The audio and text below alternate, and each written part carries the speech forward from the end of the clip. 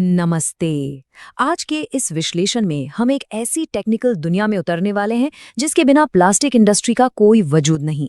हम सिर्फ theoretical colour matching की बात नहीं करेंगे, बल्कि एक प्रोफेशनल R&D इंजीनियर के उस हाई स्टेक्स इंडस्ट्रियल वर्कफ्लो को पूरी गहराई से समझेंगे जो असलियत में फैक्ट्री फ्लोर पर होता है।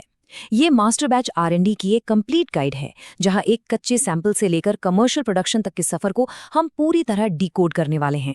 तो चलिए शुरू करते हैं। तो यहाँ सबसे अहम बात यह है कि जैसा कि इस पावरफुल इंडस्ट्री कोड में साफ साफ लिखा है, गलत रिक्वायरमेंट का मतलब है गलत फॉर्मुलेशन। देखिए, एक केमिकल की एक बूंद भी मिक्स करने से पहले सबसे जरूरी कदम होता है कस्टमर की असली जरूरत को पूरी तरह और बिल्कुल सटीक तरीके से समझना। अगर शुरुआत में ही रिक्वायरमेंट ठीक से समझ नहीं आई तो आगे का पूरा प्रोसेस, पूरी मेहनत बेकार हो जाएगी। ये इस पूरे सफर का सबसे बुनियादी नियम है। ओके, तो चलिए सीधे इसमें डाइव इन करते हैं। एक R&D इंजीनियर का ये सफर इन 6 मुख्य फेजेस से गुजरता है। पहला, रिक्वायरमेंट्स और सैंपल एनालिसिस। दूसरा, फॉर्मुलेशन और लैब ट्रायल्स। तीसरा, क्वालिटी इवैल्यूएशन और स्केल अप। चौथा, कस्टमर अप्रूवल और डिलीवरी। पांचवा, R&D के गोल्डन रूल्स। और आखिर में बिल्डिंग एन इंडस्ट्री करियर। ये एक नॉर्मल सैंपल से फाइनल प्रोडक्शन तक का मुकम्मल सफर है। तो सबसे पहले आते हैं फेज 1 पर, रिक्वायरमेंट्स और सैंपल एनालिसिस पर। क्योंकि R&D की शुरुआत फॉर्मुलेशन से नहीं, बल्कि सही सवाल पूछने से होती है। यहाँ एक इंजीनियर को कई प्रिसाइज डेटा पॉइंट्स जमा करने ही होते हैं, जैसे पॉलीमर आखिर कौन सा है, PP है, PE है या ABS। Final product indoor use होगा या आउटडोर। मोल्डिंग प्रोसेस इंजेक्शन है, ब्लो है या एक्सट्रूजन। क्या इसमें फूड कांटेक्ट की जरूरत है? अगर इनमें से कोई भी बात सिर्फ अंदाजे पर छोड़ दी गई तो मेल्ट फ्लो मिसमैच या सीधे प्रोडक्ट फेलियर का खतरा बन जाता है। यहाँ अंदाजा बिल्कुल नहीं चलता। और हाँ, कस्टमर सैंपल का विश्लेषण आजकल सिर्फ आंखों से देखकर यानी विजुअल एस्टिमेशन से नहीं होता। एक प्रोफेशनल स्ट्रिक्टली इंस्ट्रूमेंटेशन पर निर्भर करता है। सिर्फ शेड या ग्लॉस नहीं, बल्कि एग्जैक्ट लैब वैल्यूज और डेल्टा ई टारगेट को डिजिटल प्रिसिजन के साथ मेजर करना पड़ता है।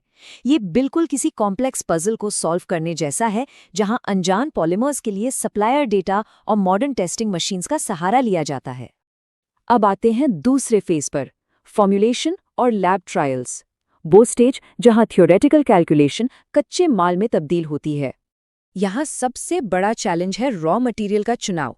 ऑर्गेनिक पिगमेंट्स लेंगे या इनऑर्गेनिक? यूवी प्रोटेक्शन चाहिए तो र्यूटिल TiO2 यूज होगा या बेसिक एनाटेज से काम चलेगा? कार्बन ब्लैक का कौन सा ग्रेड लगेगा? ध्यान देने वाली बात यह है कि ये फैसले सिर्फ रंग लाने के लिए नहीं, बल्कि फाइनल एप्लीकेशन को ध्यान में रखकर किए जाते हैं।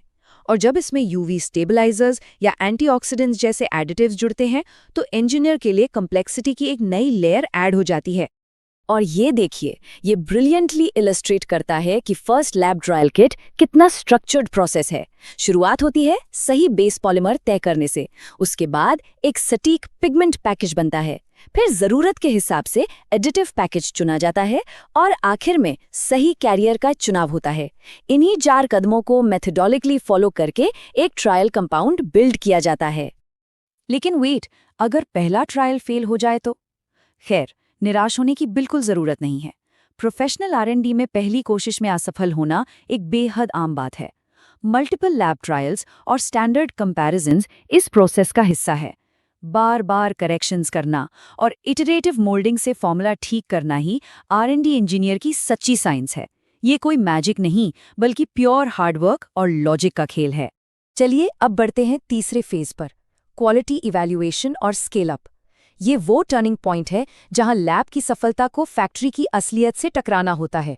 इस स्टेज पर एक सख्त नियम लागू होता है। हर एक ट्रायल का कॉम्प्रिहेंसिव चेक सिर्फ कलर वैल्यूज या डिस्पर्शन ही नहीं, बल्कि प्रोसेसिंग बिहेवियर, मैकेनिकल प्रॉपर्टीज और हीट स्टेबिलिटी को परखा जाता है। हर सिंगल ट्रायल को इवैल्यूएशंस के इस गॉन्टलेट से गुजरना ही पड़ता है। और हाँ, इस वक्त रिगरस डॉक्यूमेंटेशन जरूरी है ताकि बाद में कोई गेसवर्क ना बचे। पर जरा सोचिए, क्या होगा अगर लैब में एकदम परफेक्ट चलने वाला फॉर्मूला बड़ी प्रोडक्शन मशीन्स पर अचानक फेल हो जाए? ये एक ऐसी अनप्रेडिक्टेबल स्थिति है जिसका सामना हर R&D प्रोफेशनल को स्केल अप के दौरान कभी ना कभी करना ही पड़ता है। ये सच में काफी टेंशन वाला मोमेंट होता है। अब इस स्लाइड में जो सबसे इंटरेस्टिंग बात है वो ये कॉन्ट्रास्ट है। एक तरफ लैब की कंट्रोल्ड दुनिया है जहां साइकिल टाइम सेट है, डिस्पर्शन परफेक्ट है, पर दूसरी तरफ प्रोडक्शन फ्लोर की हार्श रियलिटी है जहां एक्चुअल मशीन आउटपुट और batch to batch repeatability unpredictable हो सकती है। ऐसे वक्त में एक इंजीनियर को सिर्फ फॉर्मुलेशन नहीं बल्कि प्रोसेस पैरामीटर्स को भी बारीकी से रिव्यू करना पड़ता है। अब आते हैं चौथे फेज पर, कस्टमर अप्रूवल और डिलीवरी। वो आखिरी हर्डल जहां सारी मेहनत का फैसला कस्टमर के हाथ में होता है। कोई भी सैंपल फैसिलिटी से बाहर निकलने से पहले एक बहुत स्ट्रिक्ट प्री डिलीवरी चेकलिस्ट पूरी करनी होती है। Internal QC approval, complete documentation, batch traceability और टेस्ट रिपोर्ट्स, ये वो सेफ्टी नेट्स हैं जो लगाए जाते हैं। और हाँ, अगर कस्टमर का फीडबैक नेगेटिव आया तो कंट्रोल्ड रीट्रायल्स दोबारा शुरू करने पड़ सकते हैं, यानी गेम अभी खत्म नहीं हुआ है। चलिए अब एंटर करते हैं 5वें फेज में, गोल्डन रूल्स ऑफ R&D। ये सिर्फ टेक्निकल वर्कफ्लो नहीं है बल्कि वो फिलॉसफी है जो हर सफल प्रोफेशनल को गाइड करती है। ये पहले 5 रूल्स किसी भी इंजीनियर का कोर अनुशासन बनाते हैं। सबसे पहले ऑब्जर्व करो, फिर करेक्ट करो। दूसरा और बिल्कुल एब्सोल्यूट नेसेसिटी, एक बार में सिर्फ एक ही वेरिएबल चेंज करो। अगर सब कुछ एक साथ बदल दिया तो कभी पता नहीं चलेगा कि किस चीज ने काम किया। इसके अलावा ट्रायल रिकॉर्ड स्ट्रिक्ट मेंटेन करो, पिगमेंट से पहले पॉलीमर को समझो और प्रोसेस को कभी इग्नोर मत करो। अब चलिए देखते हैं ये नियम आगे कैसे बिल्ड होते हैं।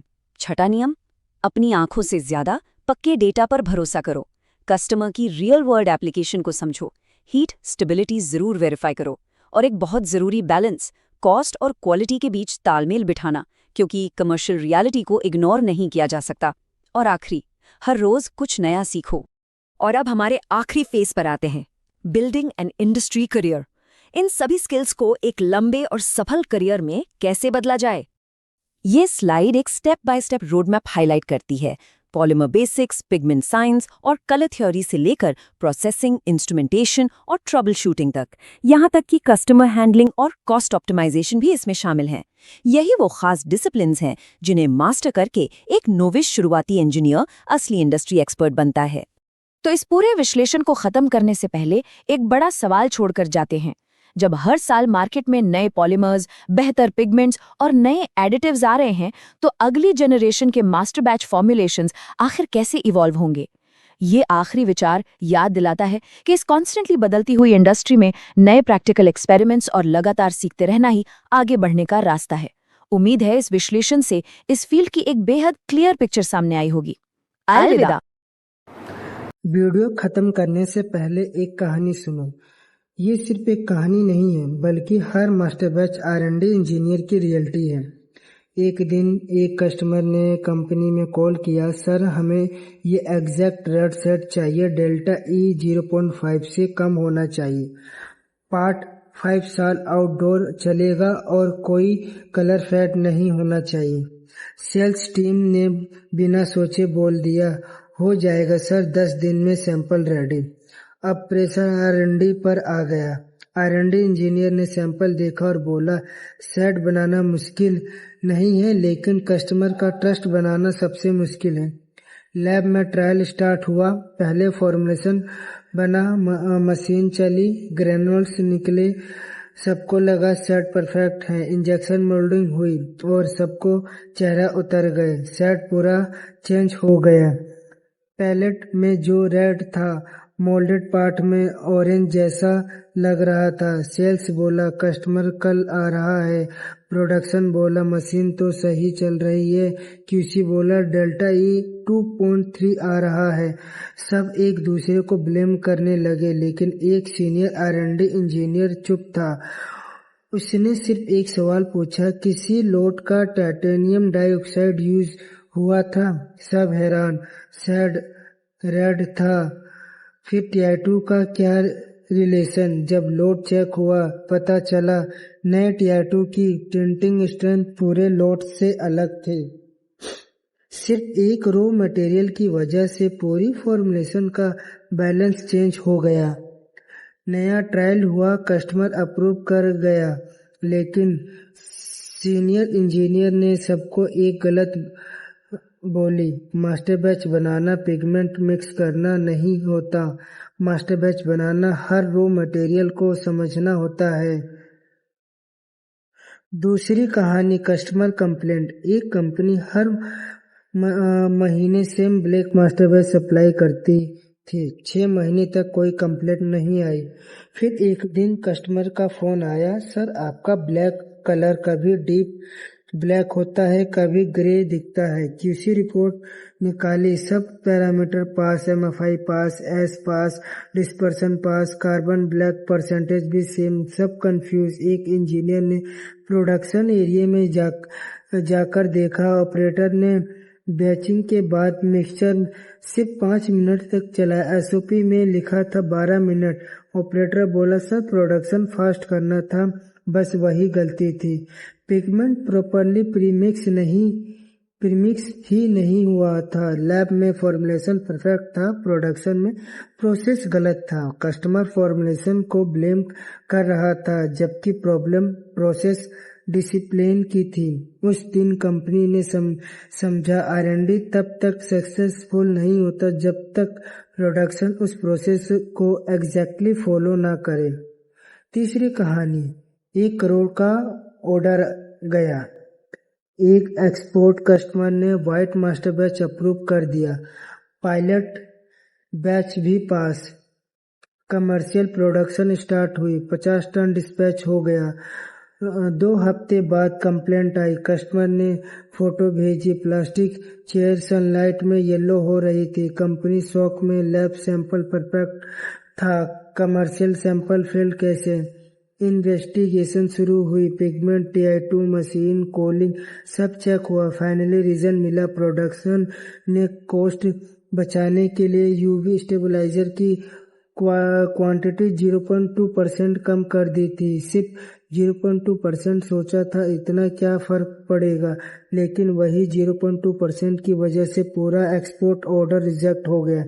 कंपनी को लाखों का लॉस हुआ। सीनियर आर&डी हेड ने मीटिंग में एक लाइन बोली, प्लास्टिक इंडस्ट्री में परसेंटेज छोटे होते हैं, लेकिन उनका इम्पैक्ट बहुत बड़ा होता है। ठीक है, ये सारी चीजें थी। मैंने आपको अच्छी तरीके से हर एक स्टोरी के साथ नए कंप्लेंट को सॉल्व करा। दोस्तों, अगर आप सोचते हो कि मास्टर बैच आर&डी सिर्फ कलर बनाना है, तो आप सिर्फ 10% इंडस्ट्री में जानते हैं। बाकी 90% होता है investigation, trouble shooting, raw material selection, process control, customer requirement समझना, प्रोडक्शन को गाइड करना, क्यूसी के साथ काम करना और हर बैच को रिपीटेबल बनाना। एक सक्सेसफुल आर&डी इंजीनियर कभी सिर्फ पिगमेंट नहीं देखता, वो पूरी फैक्ट्री को एक सिस्टम की तरह देखता है। और अगली वीडियो में मैं आपको बताऊंगा एक ऐसी रियल इंडस्ट्री इन्वेस्टिगेशन जहां सिर्फ एक ऑपरेटर की छोटी सी गलती की वजह से कंपनी को 50 लाख का कस्टमर कंप्लेंट मिला। कैसे रूट कॉज निकाला गया और कैसे प्रॉब्लम परमानेंटली सॉल्व हुई। ये स्टोरी हर किसी प्रोडक्शन और आर&डी इंजीनियर को जरूर देखनी चाहिए। मिलते हैं नेक्स्ट मास्टर क्लास में। Thank you.